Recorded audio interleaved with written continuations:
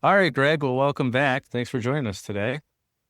We have today with us, with 20 years of MI experience and more than that in the plant, the Mechanical Integrity and Reliability Authority for Third Coast, Ms. Melanie Brewer. Thanks for joining us today. Yeah, thanks for having me. Greg, how are you doing today? I'm doing great, thanks. Just trying to stay dry. We're getting a bunch of rain in Texas these days, but we're out of the drought now, I hope. For now, that's right. It'll rain like now, but it won't rain again for the rest of the year. But for now, we're good.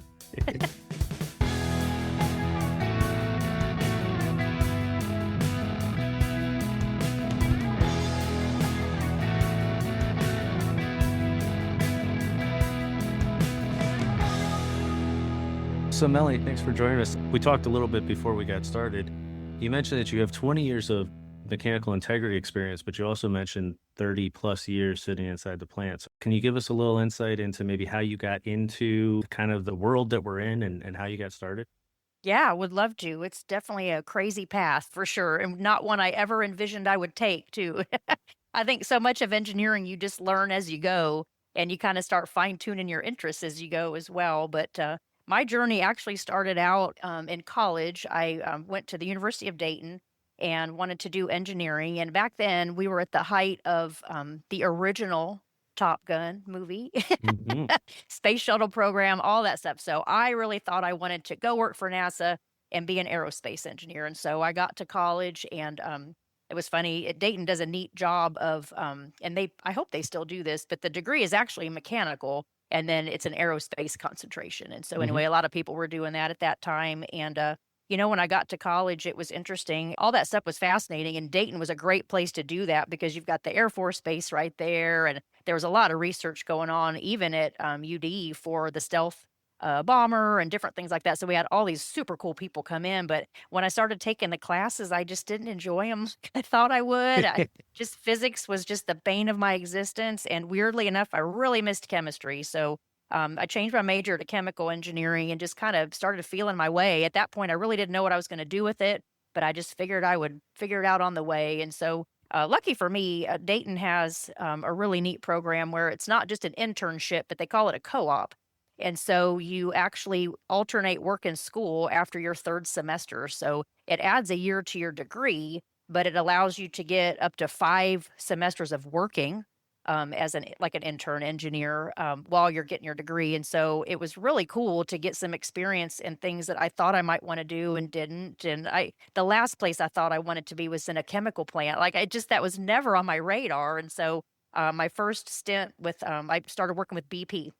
Back then, and I thought, well, this is great. BP's based in Ohio. We've got all these Ohio assets. Like, I'll be able to stay home. Like, yay! And so I worked at the Lima plant and just fell in love with the plant environment.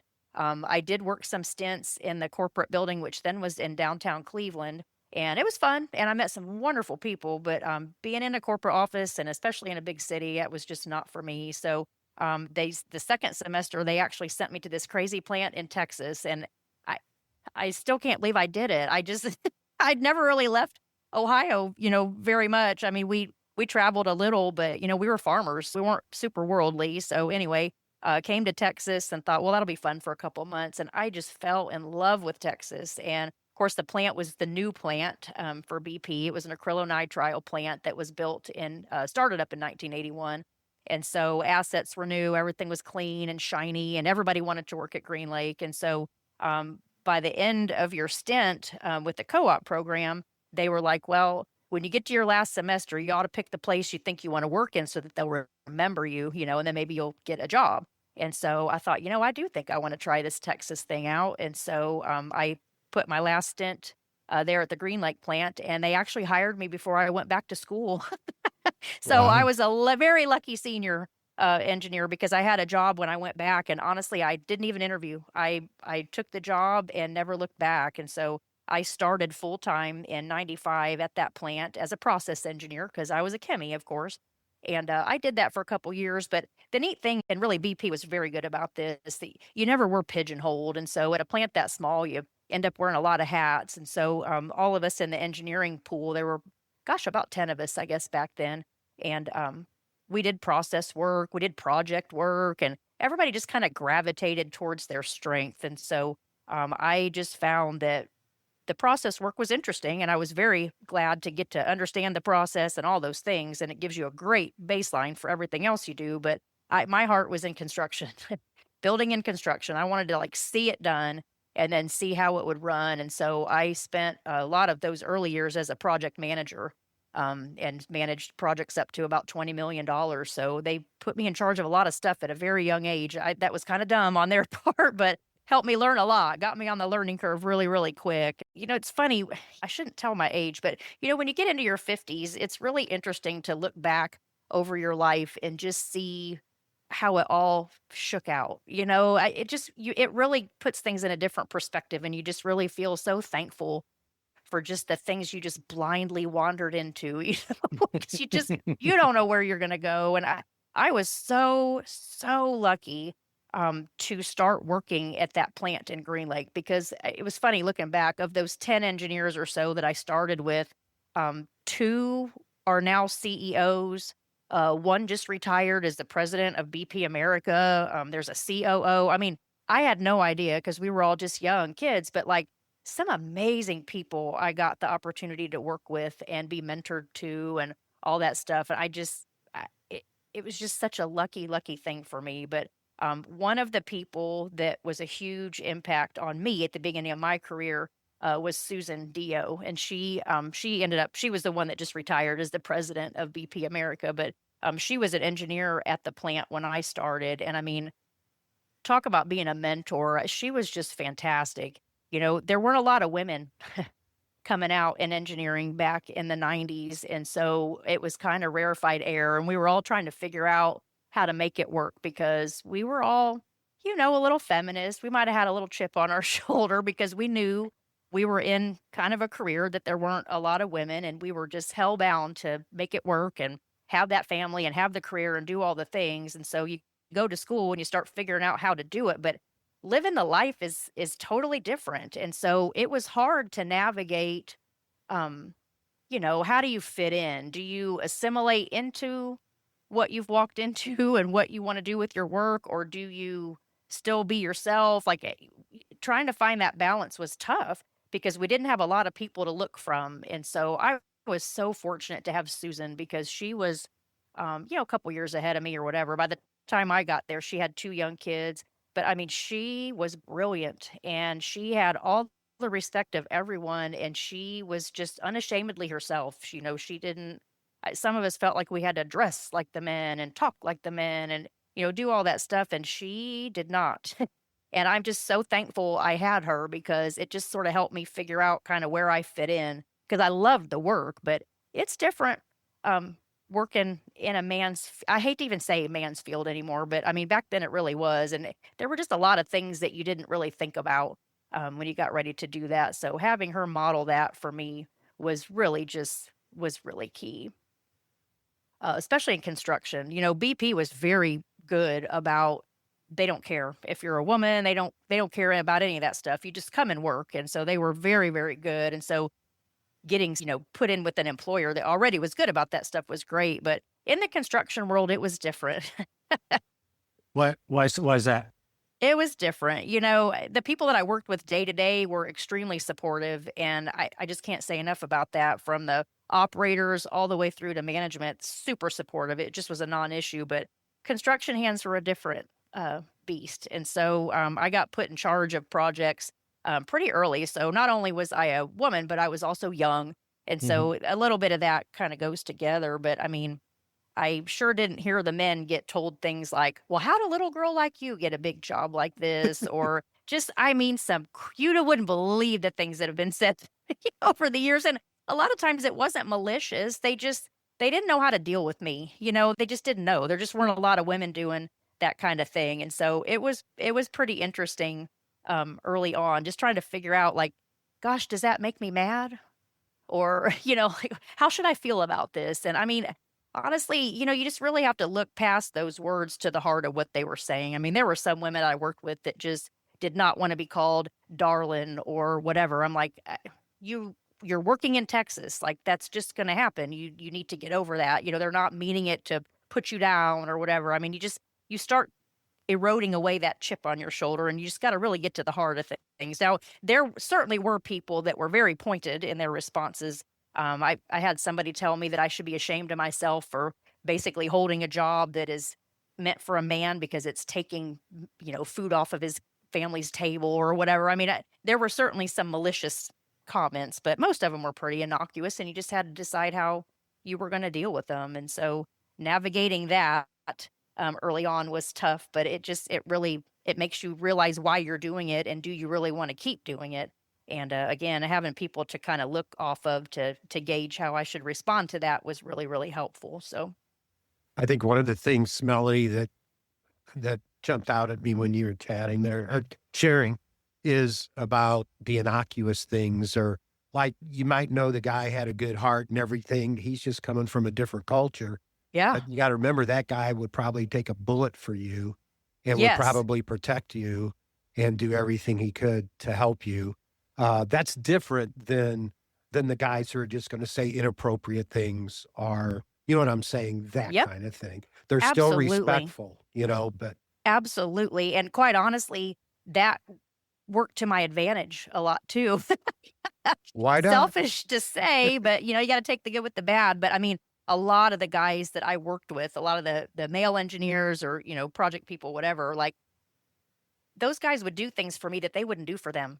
You know what I mean? Mhm. But I think part of that too is just the way you treat people, woman or man. I mean, everybody wants to be treated like you want to be treated. And I mean, I was raised that everybody was the same, whether you were the janitor or the president, and you don't treat people bad. And so, if you help people and treat them with respect, they're going to do the same for you. And so, like I said, the guys always said I had that advantage because people would do things for me that they wouldn't do for them. And whether it was because I was a woman or just because I was nice, I don't really know, but there is a fine line with being too nice. And I had to learn that lesson early too. I mean, you couldn't just be overly nice. And I think as women, that tends to be our default. We don't want to make waves, and we want to keep the peace, and we tend to be a little more touchy-feely about stuff like that. And I mean, that certainly helps with a lot of things, but it can also get in the way. And so you kind of have to figure out how to still be able to stand your ground without giving up too much. And that's just something you have to learn as you go as well. And so being around other women and watching how they would navigate that was super helpful. And I think that's why, even today, I'm kind of skipping ahead a little bit, but I kind of overcame a lot of that, not many women, because, pretty soon there were a lot of women coming out of engineering school, and a lot of women in projects and stuff like that. But then I moved over to MI and there were none. So it felt like I was starting all over again. And anyway, I hope we'll talk about it later, but we kind of started a group called Women in Mechanical Integrity to do just that. Like, try to get us all in a room where we can talk about those things. Or even, it's not even so much that it's very pointed or pointed discussions, but it's just having that network so that when you do run into an issue, or you do wonder, like, how should I have handled that? Or, give me some advice for, trying to do this job or that job. Like, just having another woman to talk to really, really helps, because there's a lot of things that we deal with, I think, that men don't, like how to balance the whole family versus career. And there's just a lot of issues, I think. And not that men don't do that, because of course they do, but I don't know. There's a lot of weird mom guilt kind of things that we have to overcome.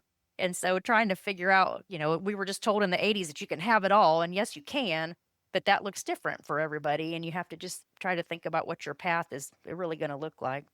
Right. When we talk about the man-woman thing, of course, we speak in generalities, right? And so I just want to preface what I'm about to say or ask you with that is, some of the positives too are the nurturing nature that Yeah. women have. Um, and, most of us men, I think I can speak for most of us men, we don't talk about that stuff between each other. We don't have any problems. We're doing great. Right. We got the whole family life thing balanced out. Give me another double shot of bourbon. Whereas I think, at least again, this is just my impression, that the ladies are much more open to being open with one another. And it almost sounds like Women in Mechanical Integrity is a kind of mentoring group where you all have the opportunity to mentor one another on some very important things that are foundational to your performance Yes. as an engineer, mechanical integrity person, or whatever. Well, that's exactly right. And so it's setting up that network for mentoring. And I think, again, being a little bit older, I am certainly the product of some very good mentors. And so I'm at that point in my life where I want to give that back. And so I think I can speak for the other ladies that helped start that, but we're all kind of in that mode. And we do need to have those conversations. And funny enough, men are starting to join our conversations because they do want that outlet and they do want to Yeah. talk through things. And, maybe we're just more approachable, I don't know, but we're definitely not exclusive to that, but it just kind of started Well, out maybe just it as a feels way for us safer. to, Maybe well, it maybe feels so. safer to them. Well, Sorry. back in the day, they would always do, if you guys ever done a Myers-Briggs assessment, Yes. a lot of us oldies have certainly done it. That was a Yeah. big thing to do in the 90s. And actually, it is really interesting. It'd be interesting to do one again, but we used to do those back in the day for like a team building exercise. And honestly, it always really helped to see, like, oh, that guy's not a jerk. He's just really introverted, or whatever it was. But oh my goodness, I was always like where the engineers were supposed to be, like in the upper right quadrant. I was always in the lower left, or like whatever it was. I was always polar opposite of everyone in my group because I was the touchy-feely one. And funny enough, there was another guy who was one of my favorite bosses in the whole wide world and still is just one of my very best friends, but he also was in that touchy-feely quadrant. And so they would bring us in to meetings sometimes just to get that perspective because it is different and you do have to kind of consider a lot of those things, especially when we started making really hard decisions during, like, we had some downsizing and some different things and just like how do we handle that. And so having those skills can be helpful, even in a business sense about how to roll something out or how to implement change and, all those crazy buzzwords. But yeah, it is a different perspective for sure. Do you think you've always had that type of perspective, or do you think coming into the hardened industry kind of created that perspective for you?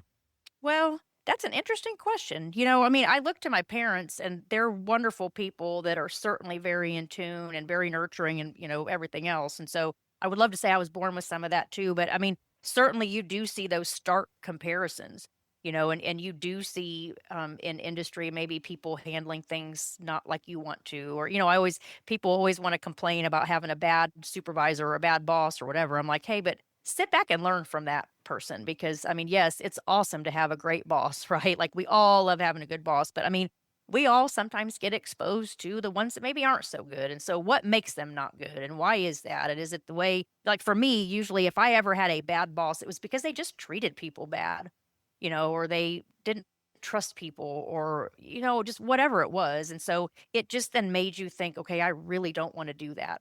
Or I don't ever want to make somebody feel the way that person just made me feel. Or, it's things like that that you do learn kind of while you're out there for sure. Yeah. As you've been talking, right, so I came into the industry 10, 15 years ago. I think probably a little bit of a different time as far as demographics wise. And so it wasn't really a thing for me, but in traveling for work, I've traveled with females and I noticed different, like, I guess one thing that struck me was a very well-known person at our company told me that they introduced themselves specifically as an engineer. Whenever they meet somebody new, they specifically introduce themselves as an engineer to be able to create that identifier of, hey, I am also technically competent.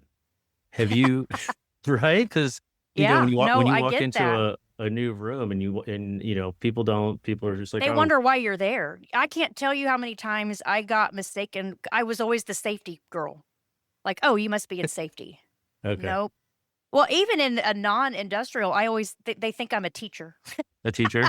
I've gotten that a lot too, but boy, certainly in industry, like when we were kicking off a new project or whatever, they'd be like, "Oh, are you with safety?" I'm like, "Nope, I'm actually the project manager." And you want to talk about making somebody feel bad, Yeah, which was never my intention, but and so I don't know that I always led with it. I just kind of waited to see what people thought because the truth will eventually come out, or whatever, yeah, but yeah, it is interesting. And like I said, I think early on that might have made me a little bit madder than it did as you go. You just start realizing what matters and what doesn't. I learned a long time ago I don't really care what people think about me. I care that they think that I'm nice and I'm respectful and all that stuff, but meeting a group of people that don't know me, like they'll either get to know me or they won't. So yeah. I do want to say, my group has a lot of experience with WIMI, your oh Women in good. Mechanical Integrity, Yeah. And I think it's awesome. I think it's awesome what you guys are doing.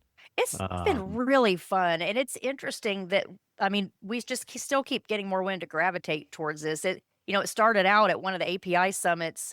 I think we decided it was 2017. We were trying to remember how long ago this was, but we just started realizing there just weren't many of us there, and so it literally just started as every time we would see a woman in the hallway, we're like, "Hey, come sit at our table."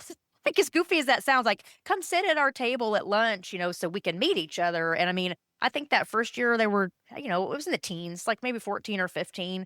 And so by the next summit, we're like, well, let's make this more obvious. And so I think we had balloons at our table or something like, come find us at lunch and sit with us. But we just really, I mean, even outside of the summit, we started emailing each other and kind of started some of those mentoring things and everything else. And of course, LinkedIn came out, and that was a really great way to start yeah. connecting. And API is now really good about putting attendee lists out and everything else. And so API kind of started to see what we were doing, and they were like, "Hey, would you like to have something more formal?" And we're like, "Heck yeah!" So the first summit, I think that was in, gosh, Leslie's going to be so mad at me because I'm forgetting these dates, but at another summit, maybe it was 22.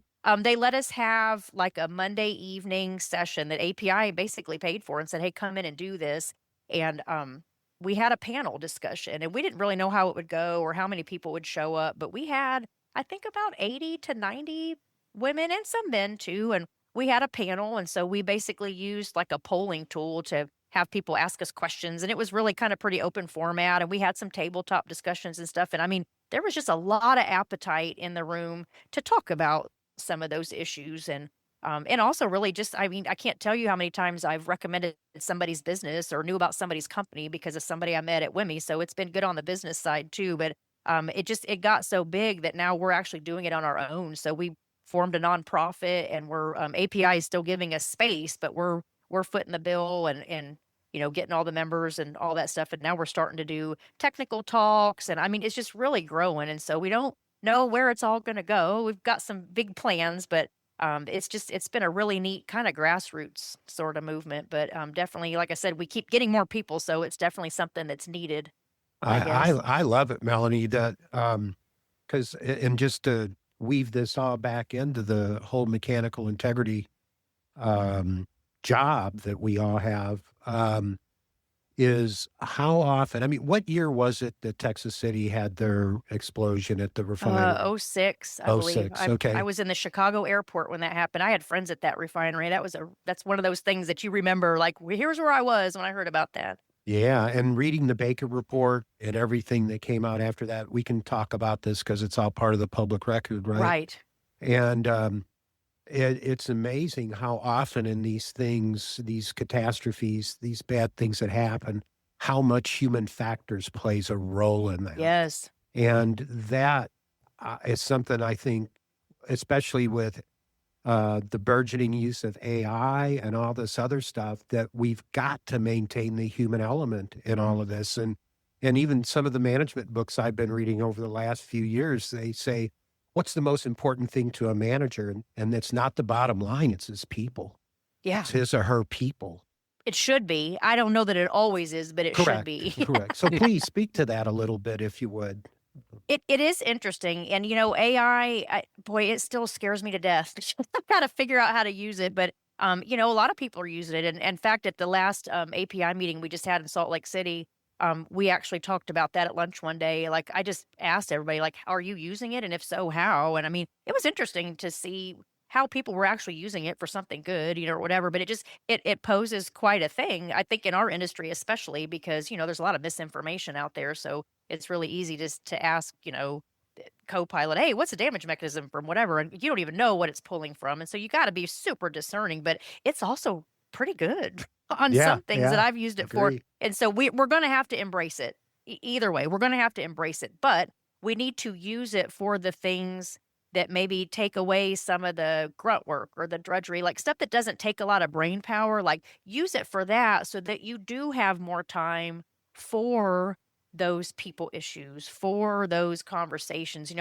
It's funny, Greg, you will identify with this a little bit. Like when I started out, I didn't even have a computer. You know what I mean? Not at my Yes. desk. I mean, and Absolutely. so if you like, and especially with projects, it was crazy. Like if you wanted to get quotes and do all that stuff, you literally had to mail them which we would use FedEx because I worked for BP. We had big pockets, but like you would FedEx things out, but then you had to wait, right, to get Yeah. that stuff back. And so Yeah. you had a lot of time to think and a lot of times to think about stuff and to talk to other people and to do those teamwork things. And, computers are amazing. And I'm certainly not dissing the technology. I absolutely love it. And it's made us so much better. But everybody now expects that instant answer. So true. You should be able to get that. Like you have all the information at your fingertips. And that, although that is true, sometimes you need that thinking time. And I think people look at me a little sideways. At the plant, I used to tell them, the MI function reported to maintenance, which was actually really good. But and no, in some places it's not great. But at my plant, it worked out really well. But anyway, when they would have a leak or a problem, or we would find something, they'd all come in my office and they'd be like, "Okay, what do we do to fix this? Like, tell us what to do so we can get the plant back up and running." I'm like, "Well, you need to go away. Give me 30 minutes." And they would just look at me like I had two heads. But I'm like, "Look, I need to think about this, and I cannot do it with all of you standing here telling me all this stuff. Like, give me the facts and let me go away and think about it. And then I will come back and have something thought out. Like, I won't take too long. It is maintenance. Like, you don't get that long, but they could certainly afford 30 minutes. And so they got used to that response from me. But I think that's the key with all of this is being able to take that breath, whether it's to, empower your coworkers or see that someone's struggling or I think the best thing you can do as a manager is to figure out what skills you have in your group and then get your people tapped into using those skills. And if you don't spend any time with them, or if you just sit in front of a computer all the time, you're going to miss that. And what you end up with are a bunch of really unhappy employees, and you just wonder why they're leaving. It sounds really basic, but it's just so true. And there are just a lot of people that don't put a lot of stock into that kind of stuff. And so I work for a company now. In fact, I got a quote. I work for such a small company that I get texts from the owner. In fact, when I talked to him last week about doing this podcast, because I wanted to make sure he was okay with it, he apologized for not calling me back. I'm like, okay, really, it's cool. Like, I shouldn't even have your phone number, and to expect a call back is just crazy to me. But I love that this is happening. But he sent out over the last couple of days, he loves to send out inspirational quotes, and he's definitely a big proponent of this, but it was all around matching people to their purpose in life. Like, what is your purpose? For some people, your purpose is your job or your vocation, and it's what gives you passion, and it's what, makes you live a good life. Greg's shaking his head, so he knows what I'm talking about. And so I think you got to do a good job of putting people where those passions align. And sometimes you got to have those hard conversations like, I don't think this is the job for you, and here's what I see, and, let me help you figure it out or whatever. But again, if you don't spend the time to invest in that, you're never going to see it. And so I think the best functioning teams are those where everybody's tapped in and you're just humming along, Yeah, I call it playing to their sweet spot. You got to. Yeah, absolutely. You've got to. Put them where they're going to have fun, where they feel productive, where they're creative. Yep. All that good stuff. Yeah. You said, sometimes you got to tell people, wait, I think you'd be better suited over here than there. But, yeah. Sure. And it's a hard conversation when you have it, but then when you start helping them and then when they start seeing it, they're so thankful for it, in the end, because no one wants to work a job that you hate. You just spend way too much time at work to hate it, Not everybody loves it. My husband tells me I live in a puffy cloud. You don't have to love your job. His passion is definitely not work. He loves he likes his job well enough, but I don't know that that's his passion, Yes. And so it's hard to have those conversations because he doesn't understand it. But this MI stuff truly is my passion. I love it because it takes my engineering skills and my technical skills, which I always wanted to keep. I never wanted to go the management route. I wanted to stay on my tools, but it allows me to use those tools to help people, That's why I love, oh my gosh, I love so much Inspectioneering's motto of guard the gate. We're protecting a lot more than just equipment. And it's true. We're protecting people at the core, but also their livelihood and just everything about it. And so being able to use all those skills for something to me that's just so good, it's awesome. This MI gig was the best kept secret ever. When I found it 20 years ago, I had no idea what I was getting myself into, but it really is a passion of mine. And I know for y'all, it is as well. Well, it's one of the things that I always try to remind people of is we don't have refineries and chemical plants just for the sake of making gasoline, jet fuel, and plastics. They're to improve the quality of life for Yeah, people all around the world. And part of that quality of life is keeping people safe in the plants. you got it. Just trying to put more of that supply chain together so I could grasp it, the breadth of it better. Right. I tell you what helped me a lot is those energy transfer commercials. I don't know if you saw any of those, I don't know about those. but like where the expectant mother and the husband show up in the hospital and there's no equipment, there's no nothing. And they say, Oh, imagine a wow. world without petroleum products and derivatives. And they said something like, thank goodness we do have it. And then everything starts to fill in. It's like, Oh, I wow, that's a love cool that. commercial. Energy Yes. transfer. You can look up their commercial. I think I'm they going to have had to look that one up. on I the love Super that. Bowl one year. Wow. I love that. The kids always laugh at me when there are commercials like that because I just get so excited. Like they can gauge, like they know what I'm going to say. Like I'm like locked into watching this stuff, and like I turn around and look at my kids, and they already start saying what they know I'm going to say. But I love when those links are made.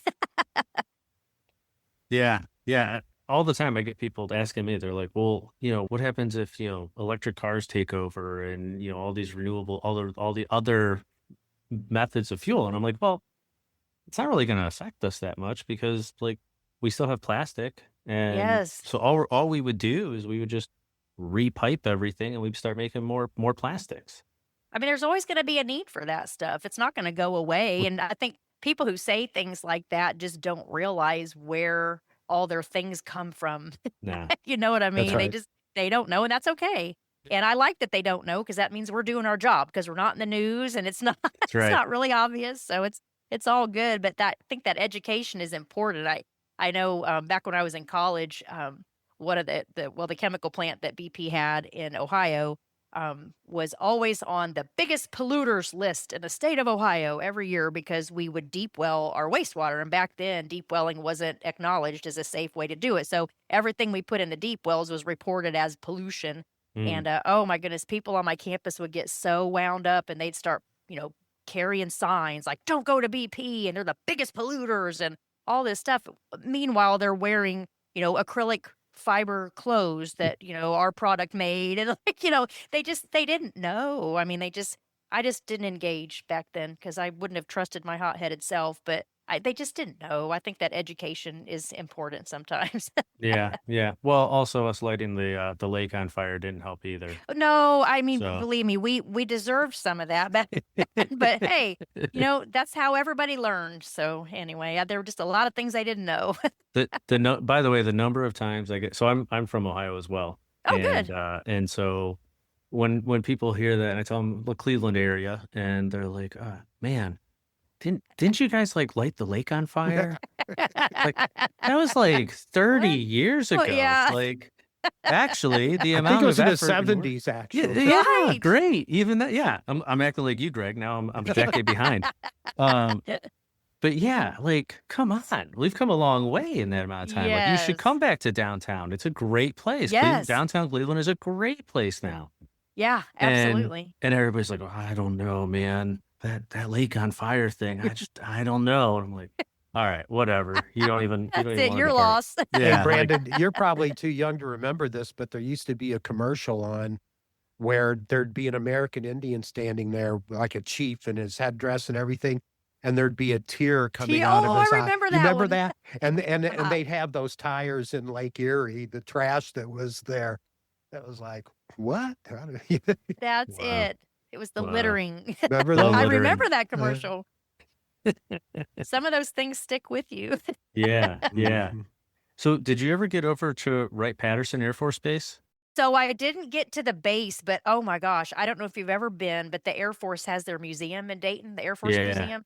It's better than the Smithsonian. I've been to both. Like that Air Force Museum is unbelievable. And we would go all the time when I was in college. And they actually have on static display, I'm sure they still have it, but one of the few SR-71s that I think they could still roll out of the building and like fly it if, they wanted to. Wow. They'd have to have a crap ton of fuel and, all the things. But Yeah. there are just a few of them. But oh my goodness, that was always my favorite plane. So Yeah. I would go through the whole, I mean, I can't tell you how many times I've been there, but man, that I just had to get to the Blackbird. I just really wanted to see Was that. that the So reconnaissance one that flew real yes, it high? flew The so Bay of high. Pigs and all that Yep. stuff? And Yeah. so until it got up to altitude, it would leak fuel like a sieve because it was designed to seal up as it got higher, right? And so it was just, I mean, it cost a lot to fly it, but oh my gosh, it would fly so high. And I mean, it did just some amazing, amazing things. And that was one of the reasons why I thought that's what I wanted to do. And also one of the things in the new Top Gun, those opening scenes where Tom Cruise is flying what is meant to be touted as like the successor to the SR-71. Oh my goodness, I about peed my pants. I was so excited. And to see the Skunk Works logo on the side and all these things. I mean, notwithstanding that the Navy would never have a plane like that, but whatever. Like it was still like, oh, that scene was just, then I knew the movie was going to be okay because I was really not wanting to watch it because I thought they cannot do as good as the original, but they did a really good job, I have to say. But oh man, that like supposed SR-72 is amazing. So of course all of us were Googling like, is that real? And unfortunately it's not that we know of, but Yeah. it sure was Yeah. cool. Yeah. But yes, that Air Force Museum is neat if you've never been. It's really cool. It is. It's Yeah. really cool. Greg, I think the actual like designated defense mechanism for the 71 is only listed as afterburners. It's something like that. Like Yeah, like there is get no away. it's literally it just goes faster than anything else, and they just outrun everything. Yeah, that's exactly right. Yeah, it's so cool. I did a It lot is of very cool. I did a lot of reading on that thing. That Yeah. still gives me goosebumps. Do you guys remember how fast it went? How many Mach 2 or? I should know. I don't remember. It's I'm been so just long curious. since I've looked at that stuff. My son will be very disappointed. We call him Mr. Fun Fact. He just knows all kinds of random things like that. But because of course, my husband and I were very into that stuff, and so then of course my kids kind of grew up around all that too. So Here, I'll get it here. So 3.2. 3.2. That does Which that is a mean big deal back 3.2 then. times the speed of sound? Yeah, so 2,193.167 miles per hour. That's was fast. was the that's top crazy. speed. Yeah. In specific conditions, the max design limit was 3.3. Cruising altitude up to 85,000 feet. Yeah. So more than double where, standard commercial aircraft. Amazing. It is amazing. And then you think of the engineers that designed that. Like sometimes I am so humbled because I just feel like they were so much smarter back then. Because they didn't have all the tools that we have today, So That's I true. just think, man, they're, every time I go out to the Johnson Space Center or something, you walk past that original mission control of like Apollo era, and I just sit there in absolute awe of the engineers that used to sit in that front row with their green paper and their slide rules. And I mean, having to make these crazy decisions on the fly by calculating. I mean, I would have crumbled under the pressure. Like, there's just no way. To think about how smart they were, like to be able to think on their feet like that. It's really humbling. They used slide rules and all kinds of stuff back then. Right.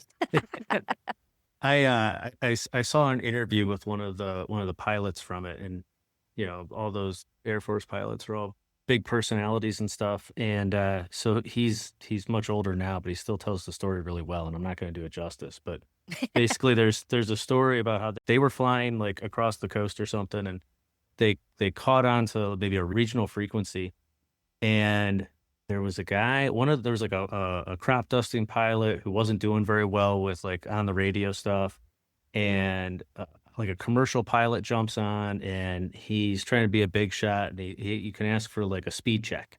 Yeah. And so the commercial pilot, he's like, what's give me the speed check for myself, and the tower radios back, 560 miles per hour, knots or whatever it is.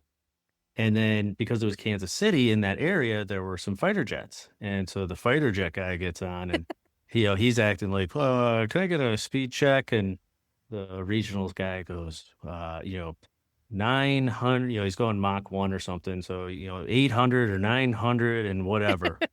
and so then out of nowhere, the SR pilot jumps in. He couldn't stop himself. Jumps in and goes, can I get a speed check, please? And it just blows these people out of the water. 2,000. And you got to look it up. The interview is fantastic. He does a much better way of telling the story, but it just, just how much different in a different world they're in. Absolutely. So. Well, those Yeah. pilots were amazing too, to be able to jump into those things, like, especially you think about the test pilots, like, I'm just always so fascinated by that, and to Hmm. think about people like Chuck Yeager, those guys that just jumped in those things, not knowing if they were Yeah. gonna make it back, but somebody has to be the first, and they Yeah. always wanted to be the first to do it, but they also might have been the first to die, so man, just the bravery. I'm sure there's things like that happening today, but it just I don't know, that stuff from then is just larger than life, it really is. Yeah. Yes. Yes. So okay, but physics ended up not being Sorry. physics ended up not being the thing for you. So No. so okay, so now so let's fast forward a little bit. So you went into projects. What was the real catalyst then for you switching from projects and construction over to the MI world? So there were several things, but it really kind of started from the beginning. I mentioned Susan Dio when we started and how Hmm. she was just an amazing mentor to me, and she certainly was. But when I met Susan, she had three little initials after her name on her business card, and it was CWI. And I Mm. was like, what is that? And then she starts telling me about it. I'm like, wow, like that sounds super cool. I didn't really know what it was, but like to be an expert in welding, and I don't know why that just always was an interest. And so she actually found a class for me that the Ohio State University used to put on. It was NEMJET, and I cannot remember what that acronym stands for. But anyway, they used to have these week-long seminars for people like engineers, metallurgists, whatever, where you could go and you could learn about the welding processes, you could learn about welding metallurgy, and then at the end, they talked about non-destructive testing. And so she actually sent me to one of those in my very early years because she knew I was interested in that kind of stuff. And oh my goodness, that week just opened up my eyes. Like I was so fascinated just by welding metallurgy and just metallurgy in general, which to me is not that different from chemistry. So it didn't seem too weird of an offshoot. But the non destructive testing, all that just sounded super cool. Of course, at the time, I had no idea what I would do with that because that wasn't a traditional path for a chemical engineer for sure. And at that time, I was just starting into projects, but it just kind of started that interest for me. And so then, I get into projects and I loved construction. And so I really did always gravitate towards the welding activities and, what were they doing? And, the chief inspector at the plant that I worked in, and oh my goodness, he had that job for like 40 years. By the time he retired, I think it was 42. And most of that was in inspection.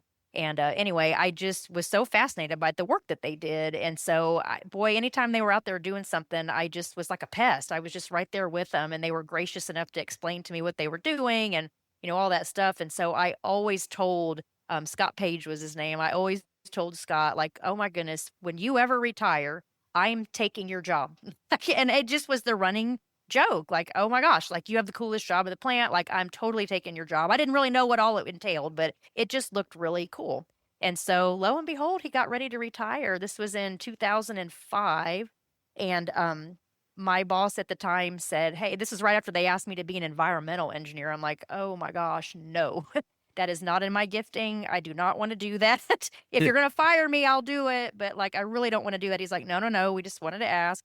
But he came back like a week or 2 later, he said, "You always tease Scott that you're gonna steal his job when he retires, like, are you serious?"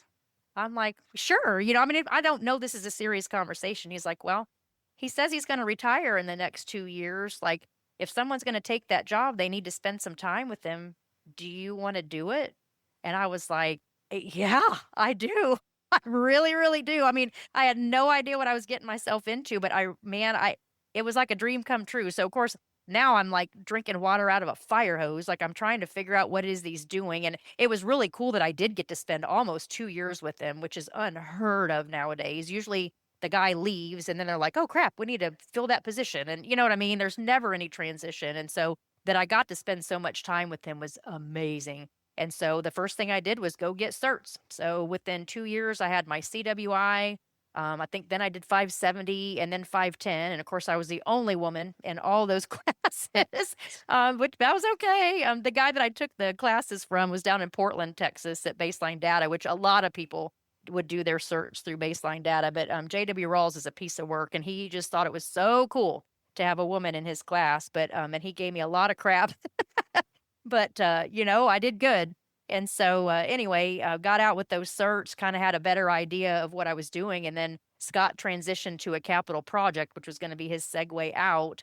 Still there at the plant though. And then I got to sit in his chair, and boy, it was crazy. And then within, I don't know, like a month or so, maybe even before I sat in his chair full time, his unit inspector who worked for a contractor, we did everything with nested contractors, but he decided that he just didn't think he could work for a woman. And so he left, and I was really feeling a bit adrift. But one of the welders that had been welding at the plant for years and years, I think we started at about the same time. He was welding, I was an engineer, but he had left and decided he didn't want to weld till he was blind. So he went and got his cert and was starting to do inspection stuff. So when the unit inspector left, I'm like, oh man, I wonder if Robert will come back. And sure enough, he did. And man, the two of us just had to figure it out. At that time, it was me and Robert, and then Clay Ford, another one of my colleagues, and Clay did all the on-stream stuff, and Robert and I just had to figure out how to do the rest. And it was well, I guess we had another guy back then too, but anyway, there was 4 of us, and then they downsized me to 3, but we had to do everything. I had to go get level 2 certs.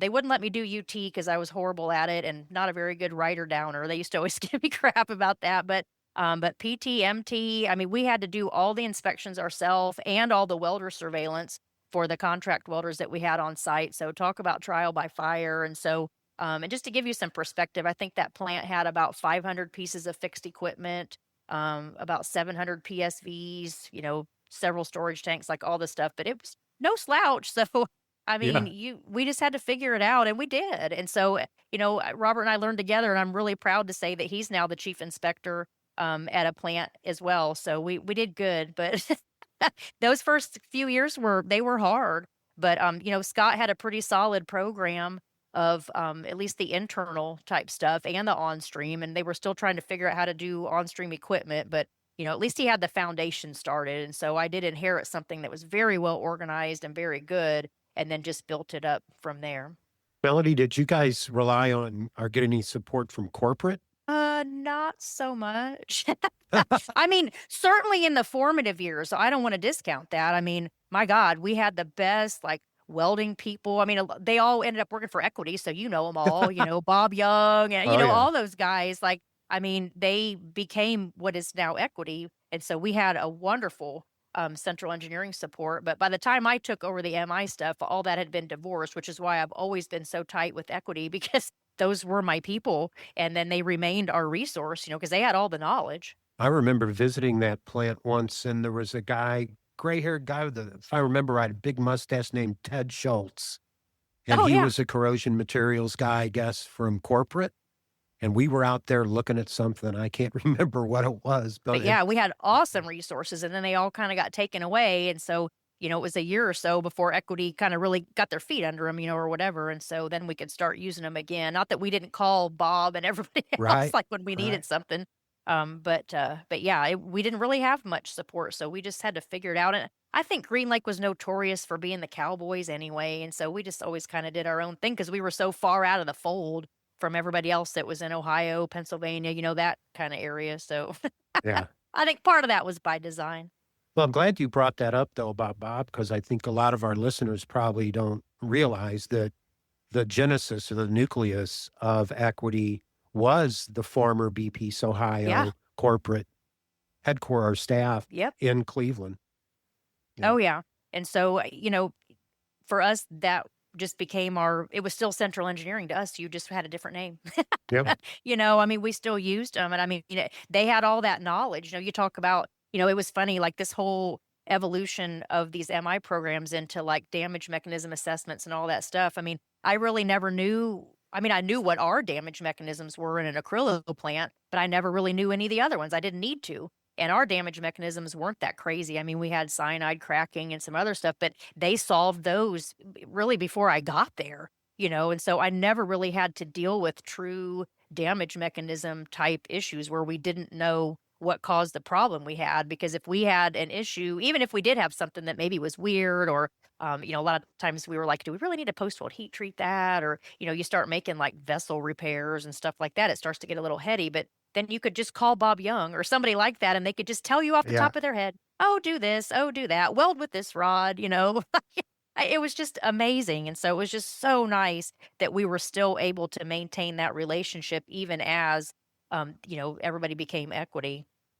That's a good point because I often think I came from a big chemical plant background too. And I realized that for especially continuously run chemical operations, you don't have all of the things that can change, like changing crude slates and, Mm-mm. that you have in a refinery and other things that are constantly changing. So yeah, that's pretty You cool get to, lazy. yeah, I was gonna say, It that's makes pretty you cool to lazy. I work in mean, a plant like that. yeah, no, it is. I mean, I used to tell them it was boring, so they used to get so mad at me when we would find, like, acid grooving in the sulfuric acid tank or, like, I would just get so excited about that stuff or, we'd find cracking somewhere where we weren't expecting it. And of course, everybody's like, "Oh my gosh, like, what are we gonna do?" I'm like, "Okay, this is really cool."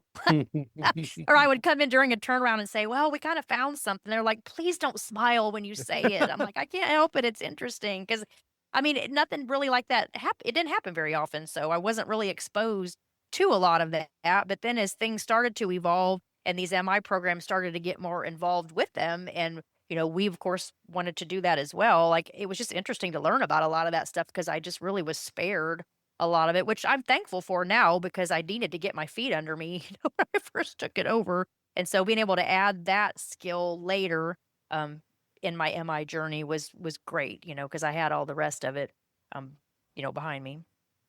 Moving from projects where you're designing or you're working through the design and the actual construction, and then moving downstream of that process to the maintenance and the inspection side, what was maybe some of the more eye-opening things for you that you ran into? Just the speed. Everything happens pretty fast, so you've gotta be ready to move, and I'm a thinker, so I like to have that time to think, and so I had to learn how to think on my feet. Not Mhm. that you didn't have to do that with projects, and especially with construction, but the issues weren't as complicated then. It was more just about, like, how do we save time, or that's gonna cost too much, or whatever, but you still had time to think about it, but when you're talking about a running plant, that time frame gets greatly shortened, especially if it may be something that could cause a safety problem or whatever, and so getting into that mode was different. But then I also had to fight some different battles. When you're a project manager, pretty much what you say goes, and everybody just has to follow your lead. And of course, obviously, you have a team of people around you that help you make those decisions. It's certainly not a dictatorship. But when you get over into maintenance, you're just one voice screaming for that same pot of money that everybody else is screaming for. And so you really have to learn how to pick your battles. And I used to get so frustrated early on because I'm like, well, we found this problem and you got to fix it, or if you don't fix this, it's going to become a real problem. And, like, especially with things like painting, or insulation. I mean, I know that's going to become a real problem, but to the guys in maintenance are like, yeah, yeah, like right now I'm trying to keep this pump running or, whatever. And so it just, those things kind of slip. And then we go and inspect it again in the next 5 years and it's just gotten worse, And so then you put it on the list again and they're like, we'll get to that eventually. And so, knowing when to really bring things to the forefront in a way that makes them take action.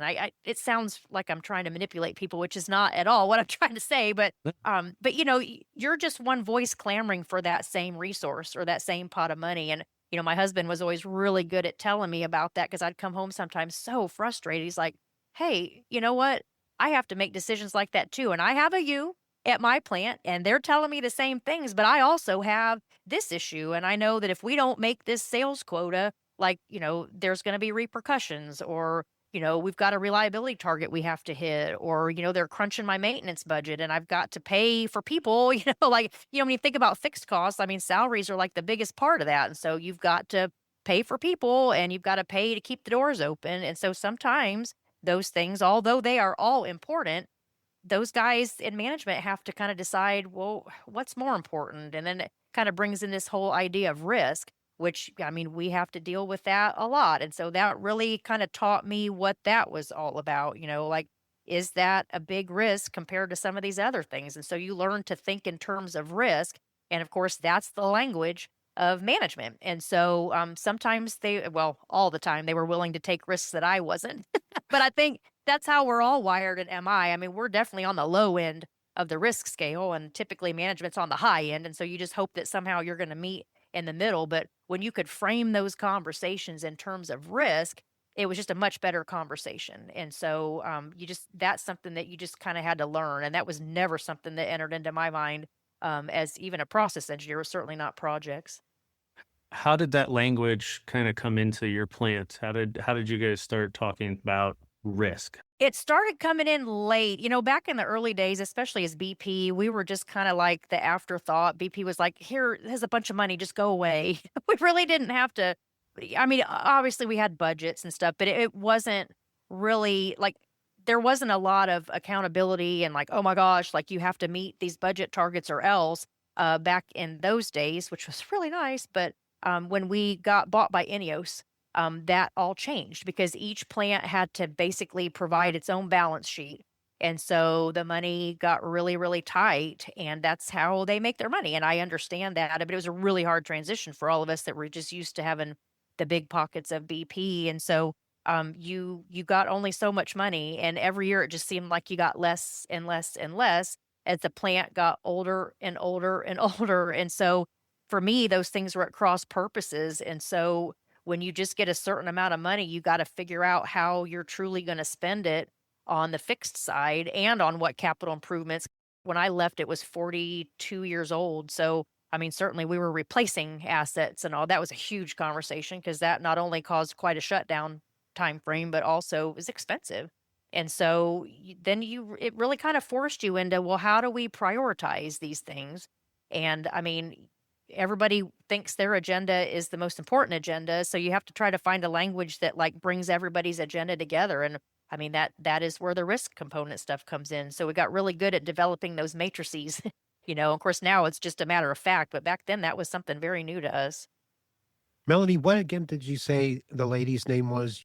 Susan Dio. She's going to be so mad because I didn't even tell her I was going to talk about her. But I mean, Susan is amazing. And even if you looked at her LinkedIn now, she's still very involved. And she's actually still very involved in women's issues as well. And didn't you say she had a CWI? She did. Yeah. She was one of the first women. I mean, man, you think when she did it, she had to be one of the very few. I would love to know what her number was, but because that would have been back in 94.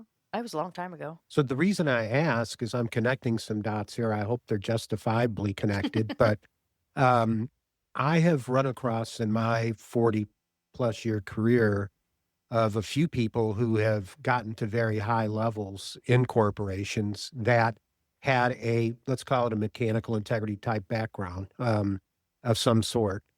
And I've seemed to see a higher appreciation for what we do on the fixed equipment, mechanical integrity and reliability side. I usually see those people who are plant managers or let's say vice presidents or maybe a refining vice president or even a CEO that has a background that touched mechanical integrity at some point in their lives that they get it. They get Yes. it. And you usually see that reflected, right, in the decisions that are made. Can you speak to that a little bit? I don't know if I can speak to it, but I mean, certainly, I think a good manager understands all the pieces that go into. I mean, especially at that level, like you really do need to understand how all that fits together and how all of that contributes to the bottom line. And so, certainly, having an understanding of how your equipment works and just understanding even just some of the things that we take for granted, but just like the risk-based type inspection work and thinking of age of assets and how they've been maintained. I mean, all that has to factor into your decision somehow because you're tasked with keeping everything running. So, Yeah. You're going to make trade-offs, right? well, that's right. And so, if you're going to make trade-offs, you better understand what you're trading. And I Yep. think sometimes the problem is those people that are making those trade-offs, they don't understand that stuff and they don't realize what they're trading. And then suddenly there's a major failure and you're left holding the bag.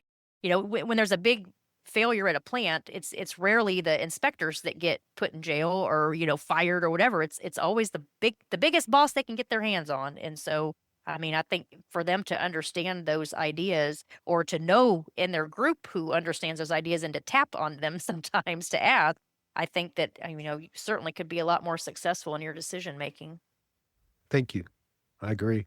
Do you think you've seen a shift in that leadership? I mean, Melanie, you've got a lot of contacts in different areas. Do you think that in those leadership type areas, do you think that you're seeing people actively wanting to learn now about risk, or is it more of a necessity that like they just have to? don't know. I do know a lot of people, but I mean, you think about me being stuck in the same plant forever, and now I'm working for a really small player. I don't know that I see that so much, but I mean, certainly Ineos understands risk, and a lot of their people, they know about it. Whether some of them understand it fully or not, I can't really speak to that, but Okay. it's certainly part of the conversation. And it's one that I'm bringing with me to Third Coast because we do have to think a lot of times in terms of risk, even there. It's much smaller and it's on a much smaller scale, but I mean, we still have money that we want to spend wisely. And, we're implementing these MI programs and everything else, but that doesn't mean that we have to fix everything we see right away. I mean, certainly there's parts of my new plant where we're just mixing glycols, Mhm. or brake fluid. I mean, yes, we've got some issues there, but is that what we need to focus our time and energy on? No, it isn't. I mean, right now I'm trying to build a program from the ground up, so everything's an issue in my mind. Thank you for listening to Upon Further Inspection, a Mechanical Integrity podcast. This episode was co-created by Inspectioneering and Core Solutions. Our producers are Nick Schmoyer, Jocelyn Christie, and Jeremiah Wu. This podcast is for informational purposes only and does not constitute legal or professional advice. Listeners should seek their own qualified advisors for guidance.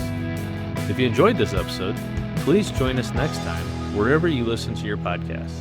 Until then, stay safe and stay informed.